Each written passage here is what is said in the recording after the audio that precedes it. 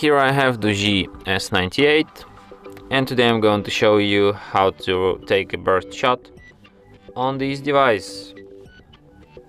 So firstly you have to open camera, and when you just in a normal photo mode, hold down shutter button, and after that the burst shot will start. So let me show you. Just hold it, and as you can see I took like 20 pics right now, and here you can review them all. They will all be saved to the gallery, and here they are, my burst shots.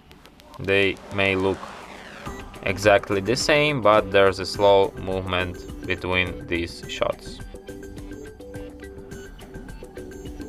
I don't know, maybe it's a bad example. Okay, let me take another one. Burst shot, I'm gonna take this flower.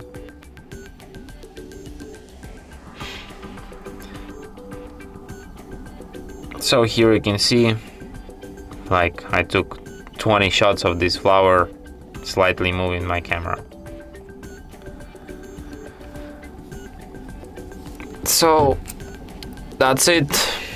Thanks for watching. If you find this tutorial useful, don't forget to hit that like button and subscribe to our channel.